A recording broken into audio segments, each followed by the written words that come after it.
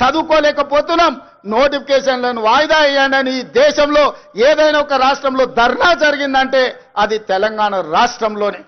10 ఏళ్లు వాళ్ళు చేయలేని పని మొదటి సంవత్సరంలోనే 60,000 ప్రభుత్వ ఉద్యోగ నియామకాలు చేపట్టి, ఒకవేళ లెక్క తప్పంటారని ఎల్బీ స్టేడియంలో ఎక్కడైతే మేము బాధ్యత చేపట్టినామో ప్రతి నిరుద్యోగ యువకుని వాళ్ళ తల్లిదండ్రులతో అక్కడికి పిలిపించి వాళ్ళకి నియామక పత్రాలు అందించి తలలు లెక్కబెట్టి 60,000 మంది నిరుద్యోగ యువకులకు ఈ దేశంలో ఒక్క సంవత్సరంలో ఉద్యోగాలు ఇచ్చిన ప్రభుత్వం ప్రజా ప్రభుత్వం, మన ప్రభుత్వం. నేను ధైర్యంగా చెబుతున్నా, లెక్క పెట్టుకుంటా అంటే తారీఖు చెప్పు, 60,000 మందిని లైన్ గా ఇదే సచివాలయం ముందల నిలబెట్టి ప్రతి తల లెక్క కట్టి 60,000 ఉద్యోగాలు ఇచ్చినట్టు నేను నిరూపిస్తా. చంద్రశేఖర్ రావు, 10 ఏళ్లలో నువ్వు ఎన్ని ఇచ్చినావో ప్రజలకు ఒకసారి సమాధానం చెప్పు అని నేను అడుగుతున్నా. అదేవిధంగా ఇవాళ రైతులకు సంబంధించి రైతు రుణమాఫీ కావచ్చు, రైతు భరోసా కావచ్చు, రైతు గిట్టుబాటు ధర కావచ్చు, రైతులకు 500 రూపాయల బోనస్ కావచ్చు, రైతులకు ఉచిత కరెంటు కావచ్చు, రైతులకు స్ప్రింక్లర్స్ కావచ్చు, రైతులకు డ్రిప్ కావచ్చు, గిరిజన రైతాంగానికి సోలార్ గిరి వికాసంలో సోలార్ పంపు సెట్లు కావచ్చు. దేని మీద నువ్వు చర్చ చేస్తావు? వీటన్నిటిని కలిపి ఈ రోజు సివిల్ సప్లైస్ కార్పొరేషన్ నుంచి రైతులు పండించిన పంటను కొనుగోలు విషయంలో కావచ్చు 18 నెలల్లో 1,04,000 కోట్ల రూపాయలు కేవలం రైతుల మీదనే ఖర్చు పెట్టిన రైతు ప్రభుత్వం, రైతు రాజ్యం, రైతును రాజును చేసిన రాజ్యం మాది, వ్యవసాయాన్ని పండుగ చేసిన ప్రజా పాలన మాది. చర్చ చేయడానికి నువ్వు సిద్ధంగా ఉన్నవా చంద్రశేఖర్ రావు గారు అని నేను అడుగుతూ నీ వేదిక మీద నుంచి. మీరు కాళేశ్వరం ముసుగులో 1,00,000 కోట్ల రూపాయలు మీరు కొల్లగొడితే 18 నెలల 1,04,000 కోట్ల రూపాయలు రైతాంగానికి అందించి రైతులను ఆదుకున్న చరిత్ర మాది. వ్యవసాయం అంటే 10 మందికి సాయం, రైతును రాజును చేయాలి, వ్యవసాయాన్ని పండుగ చేయాలన్న ఒక ఉక్కు సంకల్పంతో ఎన్ని కష్టాలు వచ్చినా ఎంతమంది తిట్టినా తిట్లన్నిటిని ఓర్చుకొని ఇవాళ ఈ ప్రజా ప్రభుత్వాన్ని ముందుకు తీసుకెళ్తున్న మిత్రులారా, ఇవాళ మహిళల విషయంలో మీరు చూడండి, ఆర్టీసీలో ఉచిత ప్రయాణం కావచ్చు, ఆడబిడ్డలకు పెట్రోల్ బంకుల నిర్వహణ కావచ్చు, ఆడబిడ్డలకు సోలార్ బిజినెస్ కావచ్చు, అదానీ అంబానీలతో పోటీ పడే విధంగా ఇవాళ 1000 మెగావాట్ల సోలారు విద్యుత్ ఉత్పత్తి సామర్థ్యాన్ని విద్యుత్ శాఖతో ఒప్పందం చేపించి 1 కోటి మంది మహిళల్ని కోటీశ్వరులను చెయ్యాలని ఉక్కు సంకల్పంతో ఇవాళ మేము ముందుకు వెళ్తున్నాం. ఇవాళ ఆడబిడ్డలకు ఒక్క సంవత్సరంలో 21,000 కోట్ల రూపాయలు జీరో వడ్డీతో ఇవాళ ఆడబిడ్డలను ఆదుకున్నాం. అదే కాదు, హైటెక్ సిటీ పక్కన విప్రో ఇన్ఫోసిస్ కార్పొరేట్ కంపెనీల పక్కన 4 ఎకరాలు శిల్పారామం పక్కన ఇచ్చి 150 షాపులు సెల్ఫ్ హెల్ప్ గ్రూపులు ఉత్పత్తి వస్తువులను అమ్ముకోవడానికి ఇవాళ వాళ్ళకు అక్కడ స్థలాన్ని కేటాయించినాం. ఇవాళ ఆడబిడ్డలు ఆర్టీసీలో ఉచిత బస్సు ప్రయాణం కాదు, 1000 బస్సులను కొని ఆర్టీసీకి కిరాయికి పెట్టుకునే ఆర్థిక స్తోమత ఇవాళ ఆడబిడ్డలకు అందించినాం. ఇవాళ ఐకేపీ కేంద్రాలు 8,000 ఐకేపీ కేంద్రాలు ఇవాళ ఆడబిడ్డల చేతుల్లో పెట్టినాం. గ్రామాలలో ఉన్న పాఠశాలల్ని అమ్మ ఆదర్శ పాఠశాల మీద ఆడబిడ్డల చేతిలో పెట్టి పిల్లల భవిష్యత్తు ఆడబిడ్డల చేతిలో భద్రమని ఇవాళ అమ్మ ఆదర్శ పాఠశాలలు తీసుకొచ్చినాం. ఇవాళ పాఠశాలల్లో పిల్లల బట్టలు ఒకనాడు కార్పొరేట్ కంపెనీలు కుట్టేవి, ఇవాళ వాటిని రద్దు చేసి ఆడబిడ్డలకే బట్టలు కుట్టే వ్యాపారాన్ని ఇవాళ ఆడబిడ్డలకే అందించినాం.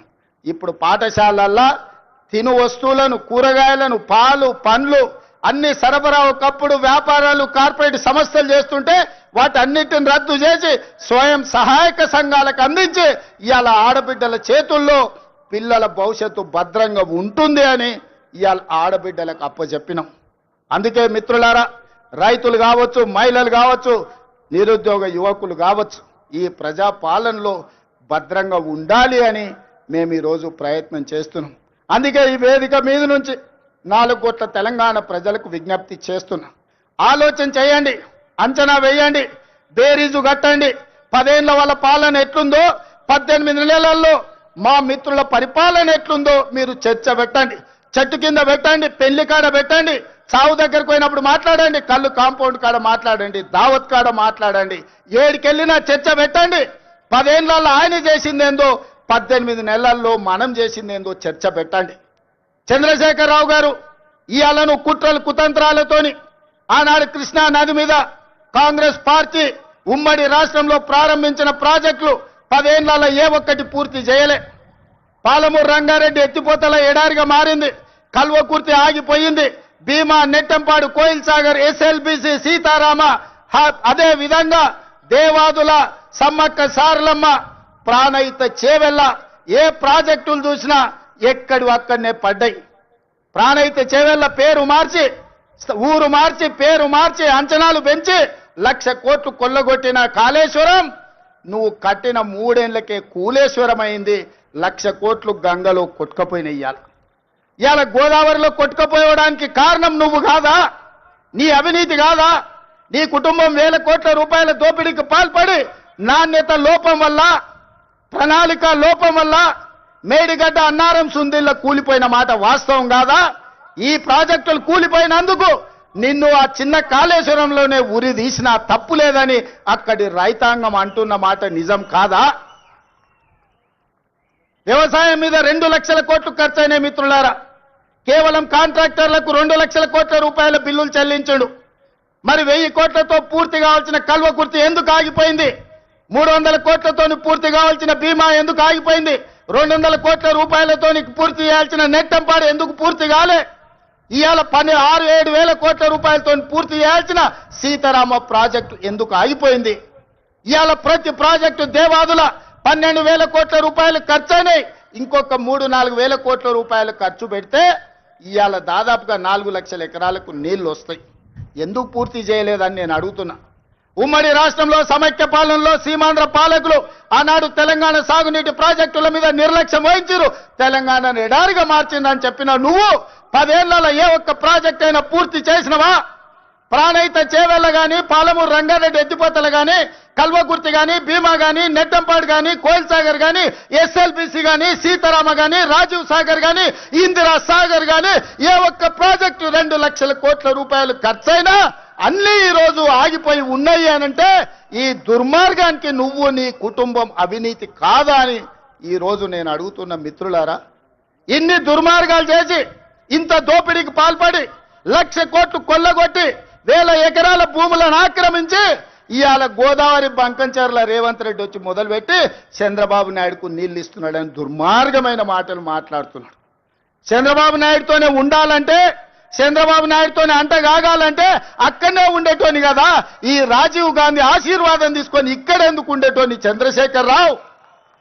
ఆనాడు సోనియమ్మ నమ్మించి కాళ్ళకు దండం పెట్టి, కడుపులో తలకాయ పెట్టి నీతో చేరతాని అబద్ధాలు చెప్పి నట్టేట్లో ముంచి నడి బజార్లో మోసం చేసిన చరిత్ర నీదైతే తెలంగాణ ఇచ్చిన సోనియమ్మకు అండగా నిలబడాలి. ఆమె బిడ్డగా ఈ తెలంగాణలో ప్రజా ప్రభుత్వాన్ని తేవాలి అని చంద్రబాబు నాయుడును కాదనుకొని ఇవాళ కాంగ్రెస్ పార్టీలో చేరి ప్రజా ప్రభుత్వం రావడానికి మీ అందరితో కలిసి కదం కదం కలిపిన మిత్రులారా, ఇవాళ నేను అడుగుతున్న సూటిగా చంద్రశేఖరరావును, నిజంగా నీకు ధైర్యం ఉంటే, నీలో నీతి నిజాయితీ ఉంటే, చిత్తశుద్ధి ఉంటే గోదావరి బంకంచెర్ల గోదావరి నది జలాల మీద శాసనసభలో చర్చ పెడదాం. స్పీకర్ కు లేఖ రాయి, నువ్వు చెప్పిన తారీఖు నాడు అసెంబ్లీ పెట్టించే బాధ్యత మా శ్రీధర్ బాబు గారు తీసుకుంటారు. నువ్వు నేను చర్చ చేద్దాం. గోదావరి జలాలలో తెలంగాణకు అన్యాయం చేసింది ఎవరు? ప్రాణహిత చేవెళ్లను తరలించే 1,00,000 కోట్లు దోసుకున్నది ఎవడు? ఇవాళ గోదావరి బంకంచెర్లలో 3,000 టీఎంసీ సముద్రంలో కోతున్నాయి. రాయలసీమకు తరలించమని చెప్పింది నువ్వు కాదా? 2016లో మొత్తం వివరాలతో నేను వస్తా, నువ్వు సిద్ధంగా ఉన్నవా? నువ్వు చెప్పినాకనే కదా ఉమాభారతి గారి ఆదేశాల మేరకు చంద్రబాబు నాయుడు గారు 2016లో ఆనాడు జీవో ఇచ్చిండు. గోదావరి నుంచి బంకంచెర్లకు నీళ్లు తరలించడానికి, హంద్రీ నీవాకు 400 టీఎంసీలు తరలించడానికి 2016లోనే జీవో ఇచ్చిన మాట వాస్తవం కాదా? 2018లో వ్యాప్కోస్ను నియమించింది నిజం కాదా? వ్యాప్కోస్ సంస్థ 400 టీఎంసీలు గోదావరి జలాలను హంద్రీ నీవాకు బంకంచెర్ల ద్వారా తరలించడానికి ప్రాజెక్టు రిపోర్ట్ ఇచ్చిన మాట వాస్తవం కాదా? ఇవన్నీ నీ నాయకత్వంలో నువ్వు ఇచ్చిన బోడి ఉచిత సలహాలతోటి ఈరోజు గోదావరిలో 3000 టీఎంసీలు నీళ్లు సముద్రంలోకి పోతున్నాయని నీ దిక్కుమాలిన సూచనలతోనే ఈరోజు ఈ దరిద్రం దాపరించిన మాట నిజం కాదా? ఇవాళ నువ్వు చర్చకు సిద్ధంగా ఉన్నావా? గోదావరి జలాలను రాయలసీమకు తరలించకపోయినని రోజమ్మ పెట్టిన రాగి సంకటి రొయ్యల పులుసు తిని రాయలసీమను రతనాల సీమ చేస్తా అని చెప్పిన చవటవు నువ్వు కాదా అని నేను అడుగుతున్నా. నీకు జీవితం ఇచ్చి నీకు బతకడానికి నీడనిచ్చి నిన్ను ప్రజాప్రతినిధిగా చేసి తెలంగాణ ముఖ్యమంత్రిని చేసిన తెలంగాణని ఎడారిగా మార్చి వందలాది గోదావరి టీఎంసీల నీళ్లను రాయలసీమకు తరలించమని చెప్పింది నువ్వు కాదా? ఇవాళ నువ్వు సిద్ధంగా ఉన్నవా నేను అడుగుతున్న చంద్రశేఖర్ రావు గారు. నీ వంది మాగదులతో మాట్లాడించడం కాదు, నీ శనీశ్వరుడైన అల్లుడితో మాట్లాడించడం కాదు. నేను సిద్ధంగా ఉన్నా. గోదావరి బంకంచెల్ల ప్రాజెక్టు మీద నువ్వు చర్చకు రా. స్పీకర్ గారికి ప్రధాన ప్రతిపక్ష నాయకుడిగా లేఖ రాయి. శాసనసభ సమావేశాలు పెడతాం, ఎదురెదురుగా నిలబడతాం, మాట్లాడదాం. ఎవరు నిజాలు, ఎవరు జీవోలు ఇచ్చారు, ఎవరు తెలంగాణను దెబ్బతీసిండ్రో, ఎవరు నువ్వు తెలంగాణను దోక చేసిండ్రో, ఎవరు కాళేశ్వరం కడితే కూలేశ్వరమైందో చర్చ చేయడానికి నువ్వు సిద్ధంగా ఉన్నవా? ఒకరోజు గోదావరి మీద చర్చిద్దాం, రెండవ రోజు కృష్ణానది జలాల మీద చర్చిద్దాం. ఉమ్మడి రాష్ట్రానికి ఆనాడు పచ్చావత్తు ట్రిబ్యునల్ 811 టీఎంసీలు ఏకంగా కేటాయిస్తే 811 టీఎంసీలలో తెలంగాణ రాష్ట్రం విడిపోయినప్పుడు నువ్వు పోయి చంద్రబాబు నాయుడు దగ్గర వంగి వంగి సంతకం పెట్టి 512 టీఎంసీలు ఆంధ్రప్రదేశ్ తీసుకోండి, 299 టీఎంసీలు నాకు సరిపోతాయని సంతకం పెట్టింది నువ్వు కాదా? ఇవాళ కాగితాలని శాసనసభ ముందు పెడతా, నువ్వు చర్చకు సిద్ధంగా ఉన్నవా? 10 ఏళ్లలో ఏ ఒక్కరోజు కూడా కాగితాలు రాసుకొని పంపకాలు చేసుకున్నా 299 టీఎంసీ నీళ్లు ఎన్నడూ వాడలే. 200 టీఎంసీలు కూడా నికరంగా ప్రతి సంవత్సరం వాడలే. కేటాయింపులు 68% పరివాహక ప్రాంతం తెలంగాణ ప్రాంతంలో ఉంది. ఓన్లీ 32